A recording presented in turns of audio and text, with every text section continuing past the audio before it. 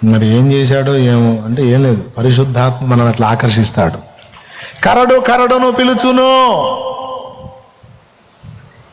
ఖాళీ దొరికితే చాలు కరడు కరడును పిలుస్తుంది.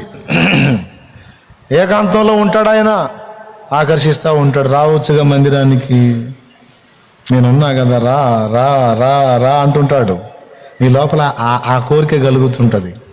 ప్రార్థన దగ్గరికి రావచ్చు కదా, మందిరంలో రావచ్చు కదా, ఏకాంతానికి రావచ్చు కదా, నాతో కూర్చోవచ్చు కదా. అక్కడ కరడు కదిలితే ఇక్కడ నీ గుండెలో కరడు కదులుతూ ఉంటుంది. ఇక నువ్వు ఆగలేవు. అది నీకు ఆయనకి, ఆయనకి నీకే తెలుసు. పక్కన వాళ్ళు అంటారు, ఎందుకు అంటారు, ఇప్పుడు ఎందుకు, ఎక్కడికి అంటారు, నేను వెళ్ళాలి అంటావు నువ్వు, ఇప్పుడు ఎందుకు, ఏంది నీ పిచ్చి. ఇక్కడ కరడు కరడును పిలుస్తుందని వాళ్ళకి తెలియచావదు. ఆ కరడులను ఏ కరడులో పిలుస్తుంటాయి, ఆ కరడులను ఏ కరడులో పిలుస్తాయి.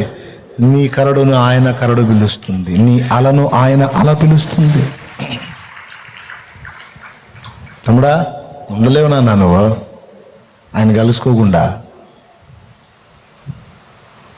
ఉండలేవు. తండ్రి నీ సన్నిధిలోనే సంతోషించి స్తుతి పాడేదన్, ఎప్పుడయ్య నిన్ను చూచేదన్, ఎప్పుడయ్య నిన్ను చూచేదన్. నామది తప్పించెను, నామది తప్పించెను.